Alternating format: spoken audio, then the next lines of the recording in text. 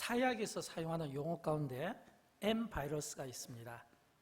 M 바이러스라는 것은 이 N은 니드의 앞 첫 글자 이니셜을 따서 만든 거고요. 니드의 원래 뜻이 필요 또는 요구라는 뜻이 있지 않습니까? 그래서 사약적으로 M 바이러스 할 때는 이런 뜻이 있습니다. 제가 좀 읽어드리겠습니다.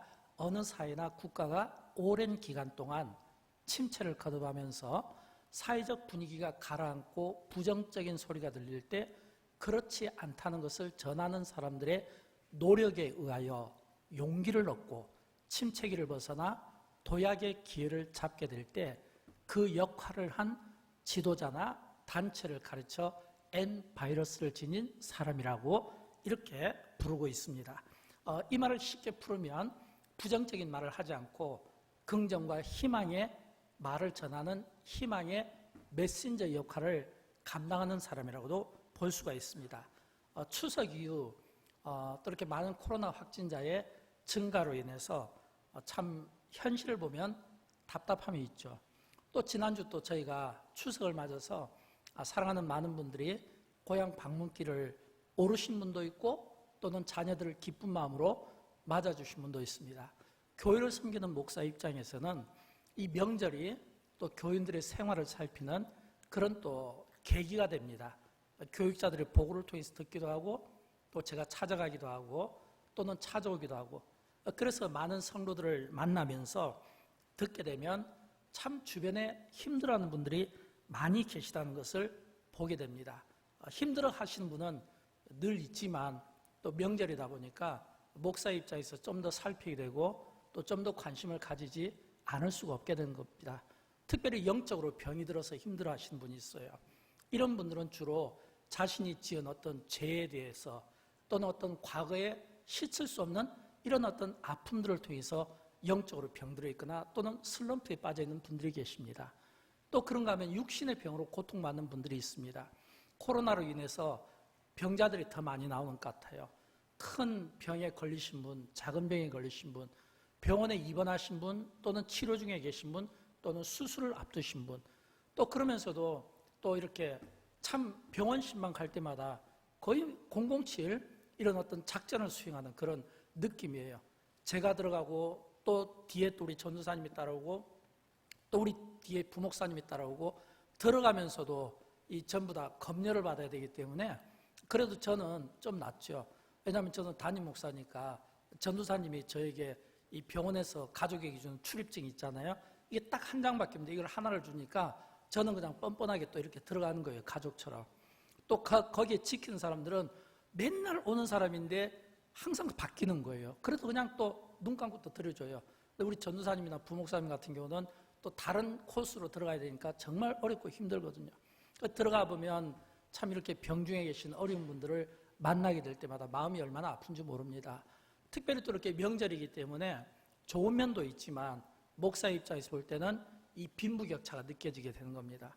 이 빈부격차 속에서 특별히 경제적 빈곤 속에서 허덕이고 힘들어하는 분들을 또 만나지 않을 수가 없습니다.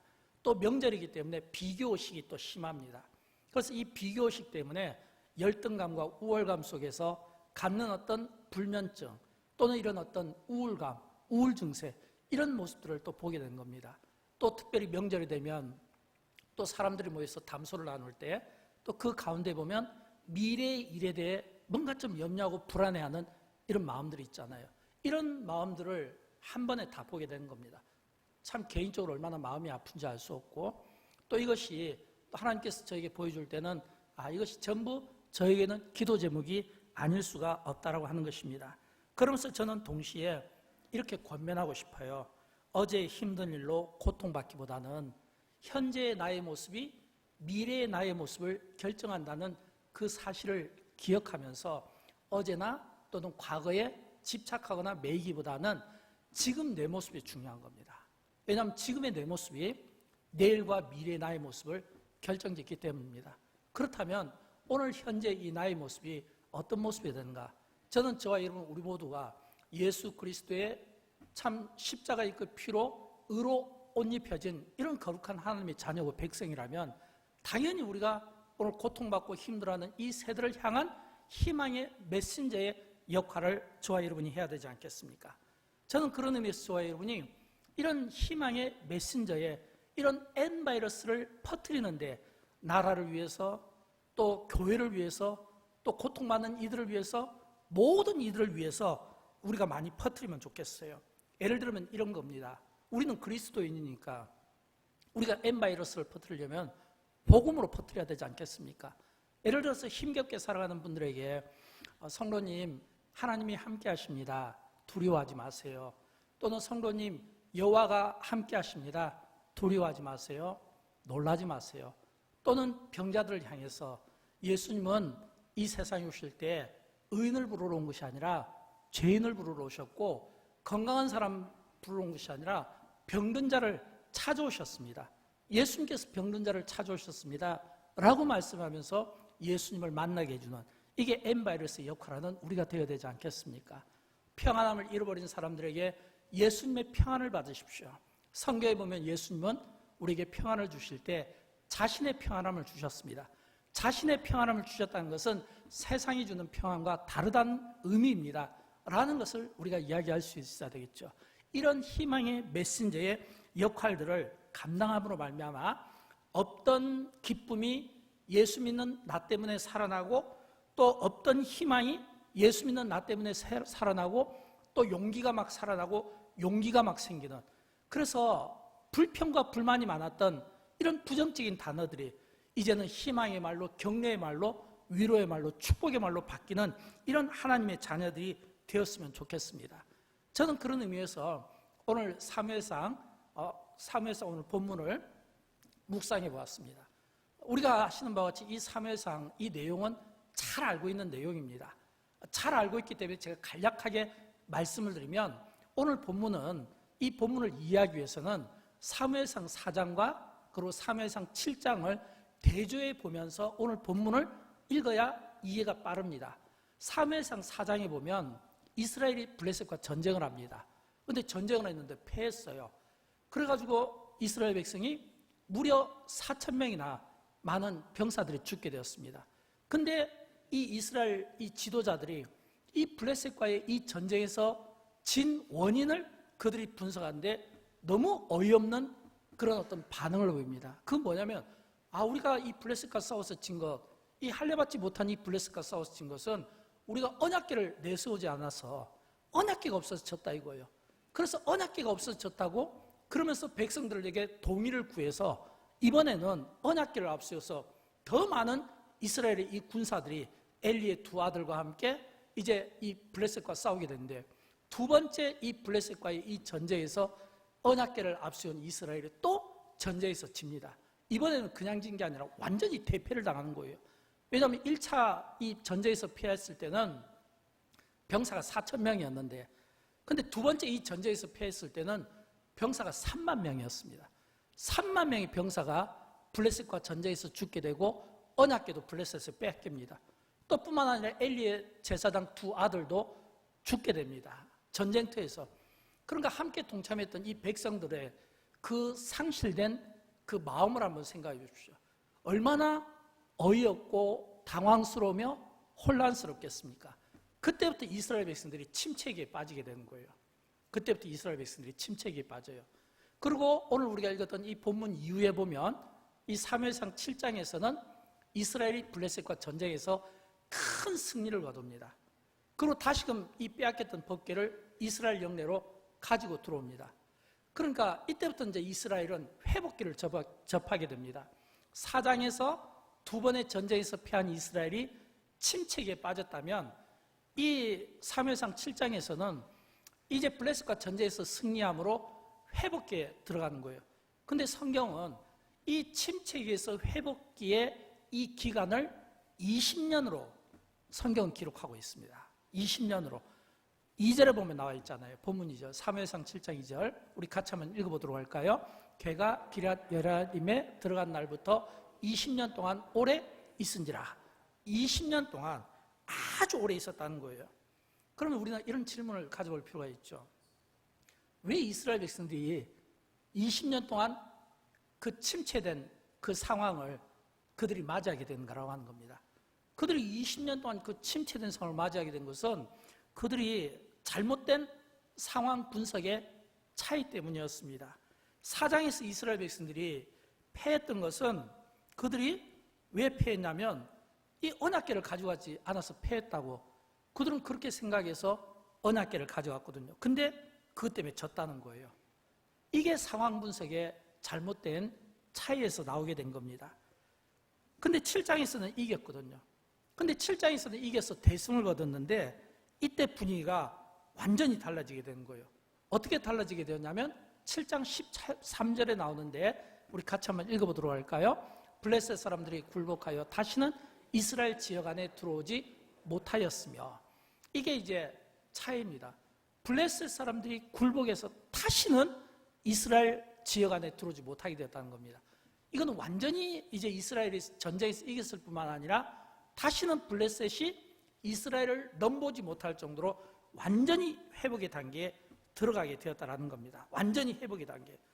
이 말씀은 얼핏 보면 이스라엘이 못 싸워서 진 것 같고 이스라엘이 잘 싸워서 이긴 것 같지만 그런 의미가 아니에요. 사무엘상 4장 2절에 보면 이런 말씀이 나와요. 사무엘상 4장 2절에 보면 그 둘이 싸우다가 이스라엘이 블레셋 사람들 앞에서 패하여 라는 이 말씀을 주석을 보고 성경 사전을 보면 이스라엘이 블레셋에 패한 것이 하나님이 이스라엘을 블레셋에 패하게 만들었다는 겁니다. 바로 이거예요. 그렇다면 여러분 이건 무엇을 뜻할까요?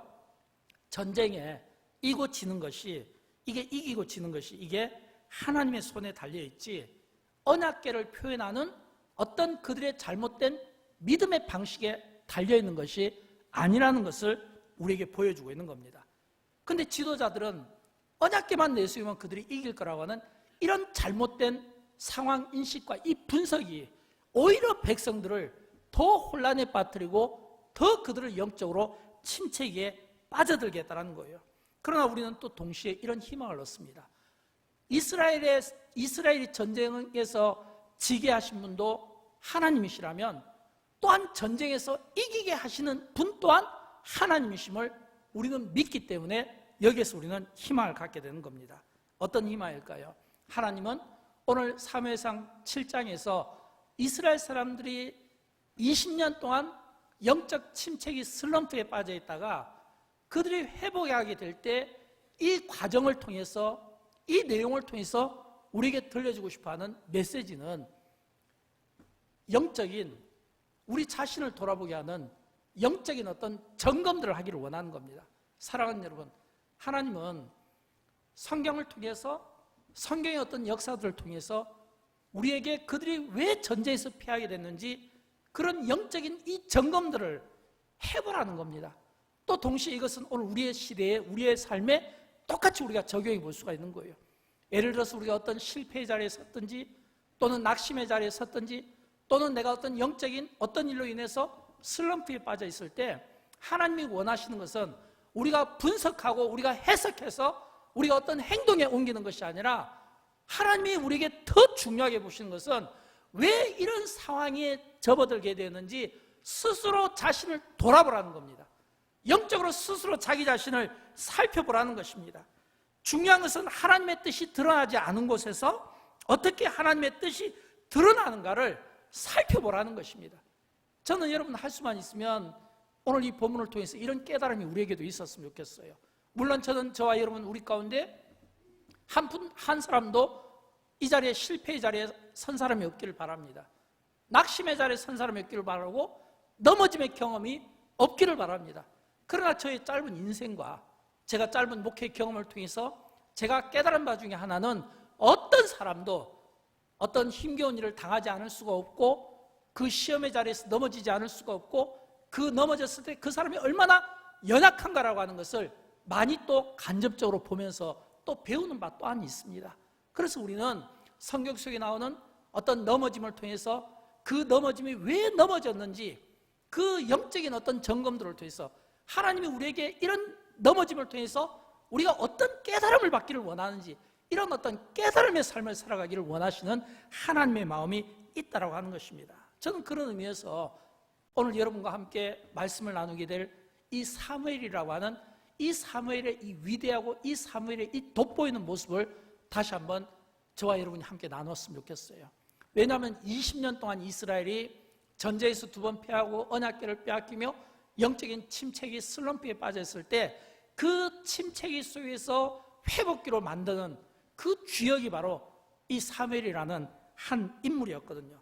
저는 그런 의미에서 이 사무엘이 어떻게 이스라엘 자손들을 이 영적인 슬럼프에서 회복시켰는가, 오늘 본문에 보면 3가지로 우리에게 권면해 주고 있는데, 저는 이 3가지, 이 사무엘 선지자의 이 권면이 오늘 우리 시대의 회복을 위해서도 똑같이 적용이 되었으면 좋겠어요. 그 첫 번째가 뭐냐면 세상 문화에 끌려다니는 삶을 청산해야 된다라고 하는 것입니다. 본문에 보면 나와 있죠. 오늘 3절 말씀인데 우리 같이 한번 읽어보도록 할까요? 사무엘이 이스라엘 온 족속에게 말하여 이르되 전심으로 여호와께 돌아오려거든 이방신들과 아스타롯을 너희 중에서 제거하고. 아멘. 여러분, 지금 사무엘 선지자가 이스라엘 온 족속을 지금 미스바에 모아놓고 이야기합니다. 너희가 하나님께 정말 돌아오기를 원하냐? 우상을 너희 중에서 제거하고 멀리하라고 하는 것입니다. 제가 지금 새벽기도에 지금 강의하는 내용이 역대하입니다. 열왕기상, 열왕기하, 역대상, 역대하, 거의 몇 달 동안을 새벽마다 강의하면서 새벽기도 때 저희 설교를 듣는 사람은 기가 따가울 정도입니다. 설교하는 저도 참 부담스러워요. 왜냐하면 강의 설교의 단점 중에 하나가 계속해서 같은 내용을 반복해서 본문이 진행되니까 똑같이 나갈 수밖에 없거든요. 열왕기 내용과 역대기 내용이 전부 이스라엘의 왕들의 이야기예요.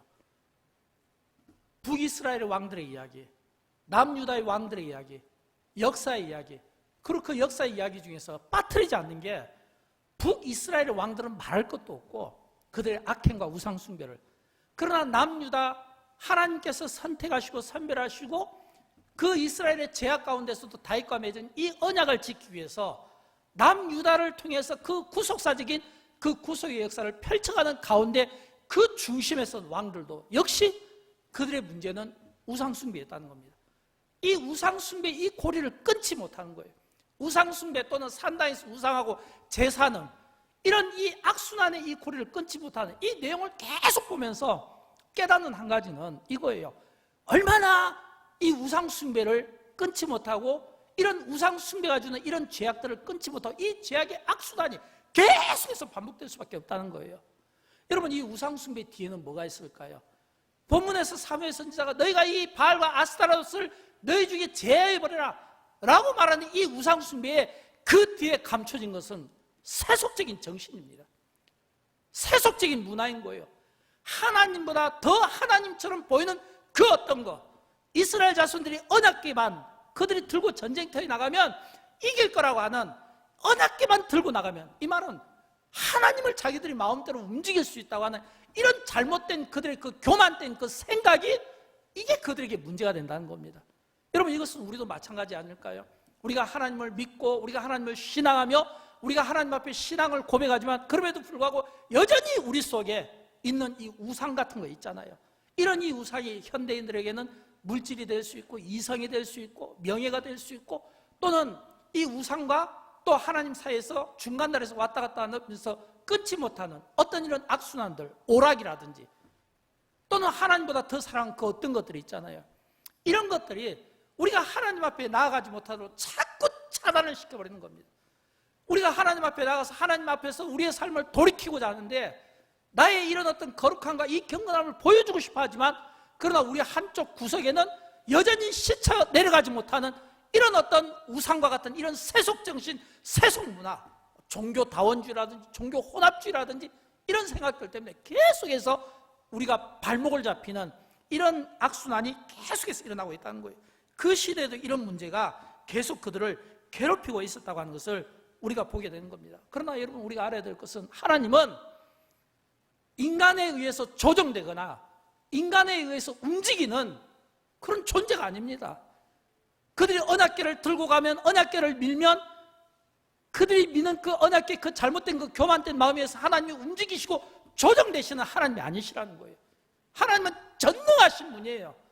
전능하신 하나님께서 인간에 의해서 조정되고 그 생각에서 움직이겠습니까? 아니에요. 오히려 하나님은 하나님의 뜻 안에 내가 굴복되기를 원하고 하나님의 뜻 안에서 내가 순종적인 삶을 살기를 원하는 거예요. 그래서 우리 그리스도인들이 가져야 되는 문화의식 가운데 하나는 기독교 문화를 통해서 하나님의 말씀으로, 기독교 문화로 빛과 소금처럼 이 세상의 문화와 맞서 싸울 수 있는 그런 어떤 거룩한 용기와 결단이 필요한 이런 시대를 우리가 살아가고 있다는 겁니다. 여러분, 우리 주변을 한번 돌아보십시오. 우리 자녀들의 삶을 한번 보십시오. 오늘 교회 안에서부터 교회 밖에까지 얼마나 많은 세속적인 정신과 세속의 문화가 교회 속에도 들어오고 성도들의 삶 속에도 들어오고 우리 자녀들의 삶에도 영향을 끼치고 있는가라고 하는 겁니다. 이런 것들을 완전히 실천하지 않으면 하나님 앞에 온전히 돌아올 수 없다는 것을 사무엘 선지자가 강조한 것처럼 오늘 똑같이 우리 시대가 이런 영적인 이런 예민성을 가지고 이 세속 문화에 대해서 기독교 문화가 이걸 가지고 맞서 싸울 수 있어야 된다는 거예요. 교회 안에서도 우리가 많은 우리의 자녀들을 데리고 교회 안에서 완전히 기독교 놀이 문화로 기독교 문화와 기독교 정신을 가지고 우리가 우리의 자녀들에게 심어주지 않으면 우리 자녀들이 나중에 대학 가고 사회생활하고 타지로 갔을 때 결국은 그들이 영적으로 병들 수밖에 없다는 겁니다. 그런 그 시대의 그 고민이 오늘 기도하는 저와 여러분에게도 똑같이 거룩한 기도의 제목과 고민이 되었으면 좋겠습니다. 두 번째는 나의 삶을 하나님의 영향력 아래에 놓이게 하는 것입니다. 오늘 보면 3절을 보면 이렇게 나와 있잖아요. 너희 마음을 여호와께로 향하여 그만을 섬기라. 너희 마음을 여호와께로 향하여 그만을 섬기라. 사랑하는 여러분, 이 세상은요 영적 전쟁터와 같습니다. 영적 전쟁터 같다는 것은 딱 두 가지예요. 내가 하나님 안에 머무는가 아니면 내가 하나님 밖에 있는가. 내가 하나님의 영향력 속에 살아가고 있는가 아니면 내가 세상의 영향력 속에 살아가고 있는가. 중간지대는 있을 수가 없는 겁니다. 그래서 우리 자신이 내가 지금 하나님의 영향력 아래에 내가 머물러 있는지 아니면 내가 영향력 밖에 머물러 있는지 이걸 내가 정직하게 고민할 수 있어야 된다고 하는 것입니다. 내가 만약 중간지대에 있다면 빨리 결단하고 돌이키는 것이 중요하고 또 내가 하나님 밖에 있다면 빨리 내가 하나님 안에 들어오는 것이 중요합니다. 왜요? 의인의 삶은 바울이 우리에게 이런 말씀을 해줬잖아요. 로마서 1장 17절 말씀인데 우리 같이 한번 읽어보도록 합니다. 복음에는 하나님의 의가 나타나서 믿음으로 믿음에 이르게 하나니 기록된 바 오직 믿음은 의인은 믿음으로 말미암아 살리라. 아멘. 의인은 믿음으로 말미암아 살리라. 이 말씀은 오늘 나를 견인하는 분이 바로 예수님이라는 겁니다. 나를 견인하는 분이 예수 그리스도의 십자가라는 겁니다. 복음만이 우리를 견인할 수 있는 거예요. 예수 그리스도의 그 십자가 그 복음만이 나를 견인할 수 있다는 겁니다. 그러므로 우리가 하나님의 자녀 의인의 삶을 살기 위해서는 무엇보다 우리가 하나님에 의해서 견인받는 인생이 돼야 되는 거예요. 십자가가 나를 견인할 수 있어야 된다는 거예요. 여러분, 우리 주님이 나를 견인한다. 예수 그리스도의 십자가 보면 나를 견인한다. 이 견인한다는 이 의미는 우리 안에 사모하는 마음이 없으면 절대 불가능한 겁니다. 사모하는 마음이. 지금 이스라엘 백성들이 법궤를 빼앗겼을 때 그들에게 사모하는 마음이 있었다는 겁니다. 본문 2절에 보면 나오잖아요. 후렴 부분에 보면 이스라엘 온 족속이 여호와를 사모하니라. 바로 이 마음이에요. 20년 동안 언약궤를 빼앗겨서 오랫동안 있으면서 그 영적인 공허함과 슬럼프와 어둠 속에서 그들이 비로소 깨달은 것은 하나님에 대해서 사모하는 마음이에요. 여러분, 이 사모한다는 이 말씀이 어떤 의미일까요? 히브리 말로 이 사모한다는 이 말은 나하인데 이런 뜻이에요. 몹시 슬퍼하다, 큰 소리로 울부짖으며 하나님께 그들의 죄를 회개하면서 애통하다라는 뜻이 담겨져 있는 겁니다. 그렇다면 이렇게 해석할 수 있잖아요. 이스라엘 자손들이 그들이 잘못된 생각과 상황 분석으로 인해서 전쟁터에 언약궤를 들고 나가서 언약궤도 빼앗기고 지도자들도 죽고 많은 백성들이 죽고 세월이 흐르면서 20년 동안 이렇게 오래 있으면서 이제 비로소 그들이 하나님에 대해서 사모하는 마음이 생겼다. 이 말은 영적인 공허함과 하나님을 찾는 마음으로 이제는 그들이 비로소 그들의 잘못을 회개하고 슬피 울며 애통해하는 마음이 있었다는 거예요. 우리가 하나님에 대해서 사모한다는 마음은 바로 이런 애통하는 이 마음이 오늘 우리에게 필요한 겁니다. 이런 애통해하는 이런 마음의 배경에서 이 언약궤가 다시 이스라엘 영내로 들어왔을 때 그들이 누리게 된 은혜를 이야기하는 겁니다. 사랑하는 여러분, 좀 쉬운 예로 우리가 주일날 지금 교회 나와서 하나님 앞에 예배드리는 것도 같은 의미 아니겠습니까? 우리가 주일날 하나님 앞에 예배드리는 것은 지금 우리가 하나님 안에 들어와 있다는 겁니다. 내가 지금 주일날 하나님 앞에 예배드리는 것은 내가 지금 하나님 안에 들어와 있다는 겁니다. 내가 하나님의 임재 앞에 서 있다는 겁니다. 이게 중요한 거예요. 우리가 주일날 하나님 앞에 예배드리는 것은, 내가 주일날 하나님 앞에 내가 교회 나와서 예배드리는 것은 내가 하나님 안에서, 하나님의 임재 안에서 지금 내가 들어와 있음을 이야기하는 것이고, 하나님 안에 들어와 있는 나는, 우리의 마음은 하나님으로 인해서 기뻐하고 즐거워할 수 있는 예배의 이 기쁨과 이 즐거움이 오늘 우리에게 있어야 된다고 하는 것입니다. 저는 여러분 그런 의미에서 오늘 주일 예배에 나오신 여러분 모두를 주님의 이름으로 축복합니다. 또 영상으로 어려운 환경 가운데서도 예배에 참여하는 모든 분들을 축복합니다. 오늘 우리가 드리는 이 예배를 통해서 우리가 하나님 안에서 예배드리고 하나님 안에서 임재 앞에서 우리가 예배를 드리고 그 은혜, 예배 그 은혜를 저와 여러분이 함께 받아 누리시기를 주님의 이름으로 축복합니다. 이런 은혜가 있습니다. 마지막으로 세 번째, 오늘 우리가 알아야 될 것은 회개 기도에 힘써야 된다는 겁니다.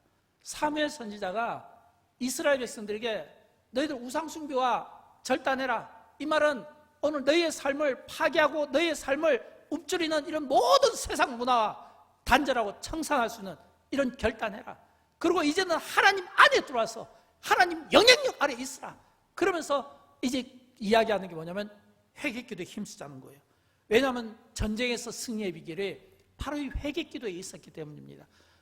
우리 같이 한번 5절과 6절 말씀을 읽어보도록 할까요? 사무엘이 이르되 미스바로 모이라, 내가 너희를 위하여 여호와께 기도하리라 하며 그들이 미스바에 모여 물을 길어 여호와 앞에 붓고 그날 종일 금식하고 거기에서 이르되 우리가 여호와께 범죄하였나이다 하니라. 아멘. 여러분, 여기에서 지금 사무엘이 온 이스라엘 자손들을 다 미스바로 모이게 하고 하나님께 기도를 하는데, 기도하기에 앞서서 두 가지 지금 의식을 치고 있습니다. 하나는 물을 길어서 여호와 앞에 붓자 이거예요. 물을 길어서 여호와 앞에 붓자는 이 의미는 이게 예배 정결 의식과 관련이 되는 겁니다. 물을 길어서 여호와 앞에 붓는다는 것은 오늘 우리의 더럽혀진 이런 어떤 마음들과 더럽혀진 이 생각들을 전부 다 이 자기 몸을 깨끗하게 이렇게 씻어내려간다는 이 의미가 있고, 또 금식, 이 금식이라는 것은 이 하나님 앞에서 나를 복종시키고 나를 쳐서 죽이는, 낮추는 의미가 있는 겁니다. 이 두 가지가 포함해서 우리는 주일날 예배 드릴 때 참회 기도를 드리는데, 참회 기도가 바로 그런 의미입니다. 왜냐하면 이 참회 기도가 드릴 때 예수 그리스도의 그 십자가의 피로 우리의 더럽혀진 모든 죄들이 깨끗이 씻어가는 이런 정결의식이 이 참회 기도 속에 포함되어 있어요. 그래서 여러분이 이 참회 기도가 그냥 뭐 몇 초 하는 것으로 또는 10초 기도하는 것으로 끝나지 마시고, 이 참회 기도를 통해서 예수 그리스도의 그 피가 나의 모든 죄로 더럽혀진 마음과 생각과 그리고 몸을 깨끗이 씻어준다고 하는 이런 정결 예식으로 생각을 하십시오. 그럴 때 이런 정결 예식을 통해서 비로소 우리의 삶은 그때부터 회복으로 이제 나아가게 되는 것입니다. 저는 지난주 저희 교회 어느 성도님께서 사업하시는 분인데 하는 이야기를 좀 듣게 되었습니다. 물론 저에게 들으라고 한 이야기는 아닌 것 같은데 제가 우연찮게 듣게 되었어요. 그분의 이야기는 이런 이야기예요. 요즘 코로나 때문에 손님들이 너무 오지 않는데, 그래서 코로나 때문에 너무 오지 않는 그 손님들 때문에 여유 있는 시간에 회개 기도를 드리기 시작했다는 거예요. 회개 기도를 드리게 됐다는 거예요. 제가 이렇게 생각해 봤어요. 그분이 드리는 그 회개 기도 속에는 이런 의미가 아닐까요? 내가 나라를 위해서 기도하지 못하고 교회를 위해서 기도하지 못하고 성도들의 삶을 위해서 기도하지 못해서 이런 어려운 이런 어떤 환난을 우리가 겪고 있구나. 저는 그런 깨달음으로 받고 싶었습니다. 사랑하는 여러분, 영광교회 표 아시죠? 함께 즐거워하고 우는 자들과 함께 울라입니다. 즐거워하는 자들과 함께 즐거워하고 우는 자들과 함께 우는 겁니다. 저는 지난 한 주 동안 추석에 많은 어려운 분들을 찾아뵙고 또 많은 어려운 분들을 뭐 구제라고 할 수는 없지만 어려운 분들을 좀 위로도 좀 하는 시간을 가졌고 또 기도하는 시간도 좀 가졌고 또 축복하는 시간도 좀 가졌습니다. 그러면서 제가 깨달은 것은 앞에 서론에서 말씀드린 것처럼 힘겨워하고 힘들어하는 성도들이 많이 계신 것을 보게 되었습니다. 그러면서 제 안에 그런 생각이 들었습니다. 지금 많이 힘들어하고 영혼도 힘들어하고 몸도 힘들어하는, 영적으로 지쳐있고 육신적으로 지쳐있고 영혼이 지쳐있고 마음이 지쳐있는 이들을 위로하고 축복하고 그분들의 회복을 누가 도울 것입니까? 기도하는 우리가 도와야 되지 않겠습니까? 문제 앞에서 포기하고 그분들이 넘어지지 않도록 곁에서 끝까지 붙들어줘야 되겠다는 생각을 해보게 된 겁니다. 문제 앞에서 넘어지지 않도록, 쓰러지지 않도록, 쓰러지면 내가 옆에서 붙잡아줘야 되겠다는 이런 생각을 가져보게 된 겁니다. 오늘의 이 위기 상황이 회복으로 이어지기 위해서 제가 묵상한 것은 바로 이 미스바의 이 기도 운동이었습니다. 사무엘과 온 이스라엘 자손들이 미스바에서 그들의 몸을 씻고 금식을 통해서 그들을 쳐서 복종시키는 이런 이 정결 예식을 통해 하나님 앞에 부르짖을 때 비로소 그 땅에 희망이 있고 그 땅이 소망을 갖게 되고 영적인 20년간의 그 침체기를 회복기로 전환시키는 그런 계기가 필요했던 것처럼 오늘 우리에게도 이런 계기가 필요하지 않을까요? 하나님의 도우심이 기도하는 우리를 통해서 하나님의 손이 일하시도록 역사하도록 만들어져야 되지 않겠나라고 하는 것입니다. 지난주 금요 철학기도 때 이런 일이 있었어요. 설교하시는 우리 교육자분이 특별히 주일학교 어떤 캠페인을 위해서 설교를 했어요. 그 주일학교 캠페인하는 목적이 어렵고 가난한 자들을 도와주기 위한 거였다고 합니다. 그래서 어렵고 가난한 자들을 도와주기 위해서 살피는 가운데 참 아이들 가운데 이렇게 어렵고 힘든 가정이 있다는 것, 결손 가정이 있다는 것을 이야기했을 때 그때 그 설교를 들었던 분들 가운데 은혜를 받은 분이 계셨어요. 저희 교회 성도는 아니에요. 저희 교회 성도는 아닌데 저희 교회는 새벽기도나 철야기도 때 또 타교회 성도들이 와서 또 간혹 예배 드리는 경우가 있거든요. 예배 딱 끝나고 저를 찾아오셨어요. 봉투를 하나 들고 와서 딱 주시는데, 목사님 주일학교 캠페인 하는데 어려운 사람을 위해서 이 물질을 좀 꼭 좀 써주십시오. 그러면서 부부가 이렇게 이름을 써서 저에게 가져왔습니다. 제가 그 봉투를 받아들고 참 마음에 감사함이 있었어요. 제가 감사한 것은 물질의 금액 때문이 아닙니다. 물질의 금액 때문에 감사한 것이 아니라 우리가 어려운 이웃들을 돕고자 하는 이런 선한 마음을 가지고 기도했을 때 하나님께서는 이런 이 기도에 대해서 응답하시고 누군가를 통해서 감동을 주셔서 그분을 헌신하게 만들고 또 그렇게 헌신할 수 있도록 만드는 또 이런 참 교회를 섬기게 된 것이 참 하나님 앞에 너무 감사했던 거예요. 근데 여러분 이런 영광께서는 자주 있는 일입니다.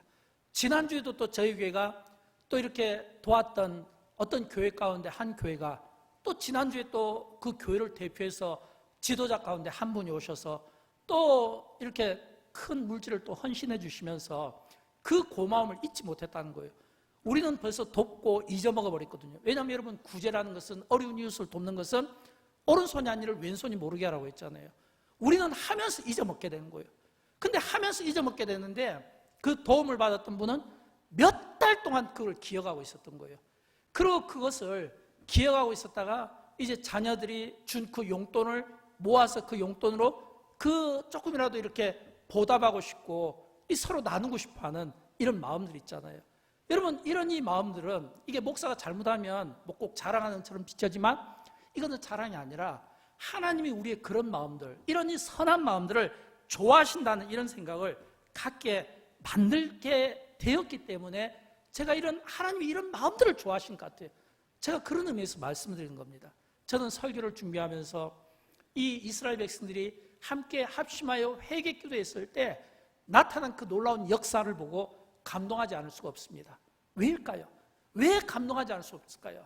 오늘 본문에 보면 13절 말씀이에요. 우리가 읽지는 않았지만 이 13절 말씀이 오늘 우리를 얼마나 감동되고 우리의 가슴을 설레게 만든지 모릅니다. 우리 같이 한번 읽어보도록 할까요? 여호와의 손이 사무엘이 사는 날 동안에 블레셋 사람을 막으시매. 아멘. 여호와의 손이 사무엘 사는 날 동안에 블레셋 사람을 막으시매. 이 말은 지금 이스라엘 온 족속들이 정결 예식을 통하여 하나님 앞에 합심하여 기도했을 때 하나님의 손이 블레셋을 치셨다는 거예요. 하나님의 손이 다시는 블레셋이 이스라엘을 괴롭히지 못하도록 근처도 오지 못하도록 사무엘이 사는 날 동안에는 이 하나님의 손이 블레셋 사람들을 막아주셨다고 하는 이 말씀에 얼마나 많은 위로와 힘과 격려를 얻게 되는지 모릅니다. 저는 동시에 여러분에게 도전합니다. 오늘 저와 여러분의 신앙생활하며 오늘 우리가 하나님 앞에 기도하는 우리의 그 기도의 삶을 통해 사무엘이 사는 날 동안에 하나님의 손이 그 가운데 있었던 것처럼 저와 여러분의 삶 가운데 하나님의 손이, 여호와의 손이 저와 여러분의 삶 가운데 있음으로 말미암아 어떤 상황 가운데서도 블레셋을 막은 것처럼 저와 여러분의 삶을 막아주시는 하나님의 능력에 이 손이 있었으면 좋겠어요.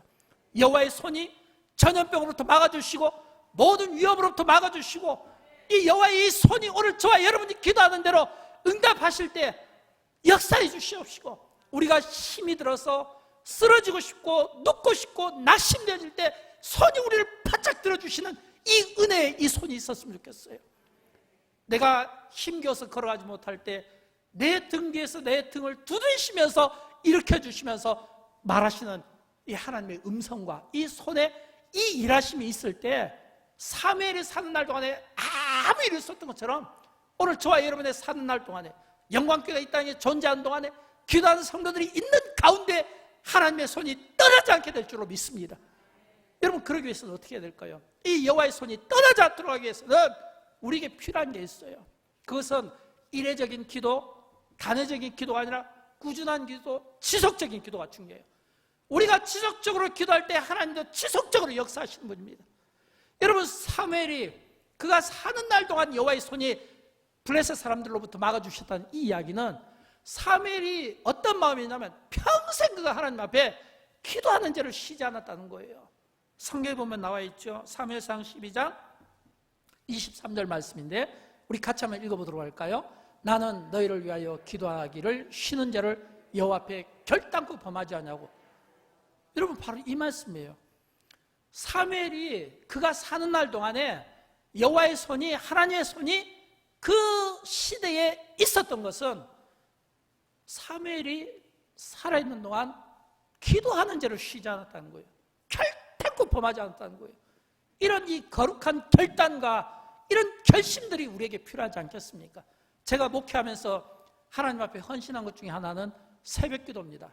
저는 제가 지금까지 영광교회에서 20년 이상 담임 목회하면서 새벽기도를 빼먹은 적이 없습니다. 새벽기도 하나에 있어서만큼은 목숨을 걸었습니다.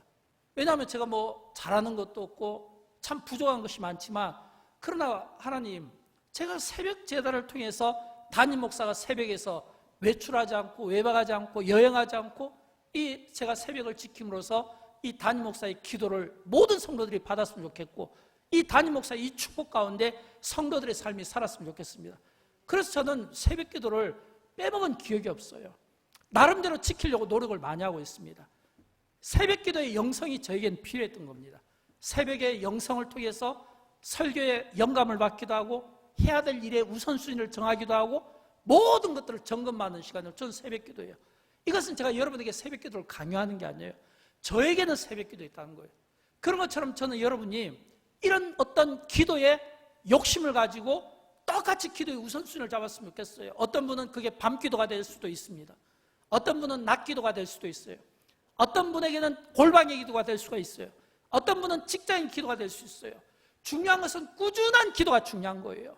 하다가 쉬다 하다 쉬다 하는 것이 아니라 내가 하나님 앞에 서원하고 이 서원한 것을 내가 하나님 앞에 지키는 동안에는 하나님이 절대 내 인생을 함부로 다른 사람들이 만들지 않게 만들 거라고 하는 그런 확신의 그 기도가 우리에게는 필요하다고 하는 겁니다. 사랑하는 여러분, 정말 오늘 우리의 시련이 너무나도 커 보이고 힘들어 보이지만 그러나 저는 이렇게 생각합니다. 역사를 돌아보면 항상 힘든 시기가 있었어요. 시련이 길어 보였지만 지나놓고 보면 그 시련은 잠깐이었어요. 시련을 당할 때는 오랜 기간인 것처럼 보였지만 역사를 놓고 보면 그 시련은 잠깐이었습니다.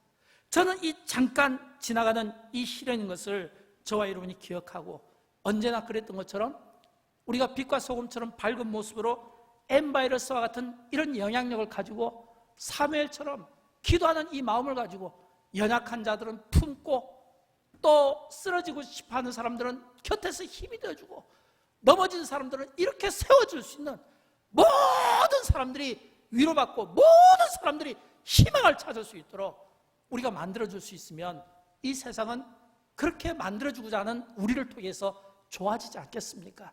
저는 소원합니다. 우리가 하나님 앞에 기도한 동안 우리의 영혼은 안전할 거라고 저는 확신하고 소원합니다. 그런 은혜가 여러분 모두에게 있게 되기를 주님의 이름으로 축원드립니다. 우리 다 함께 일어나실까요? 함께 일어나셔서 오늘 찬양은 우리가 아버지 품 안에 있는 동안에 우리의 영혼은 안전합니다.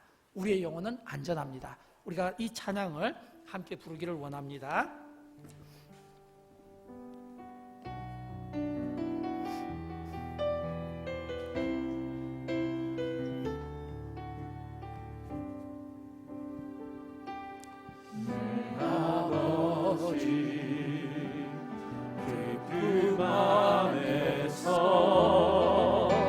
내 영혼은 안전합니다. 주 손길로 내 삶을 안으시는 그 평강이 나를 덮습니다. 나 비록 넘어지며 흔들리지만 주 내 안에 거하며 나를 붙드시니 내 생각을 주께로 돌리고 주시는 평강에 옷을 입습니다. 주 약속 안에서 내 영혼 평안해.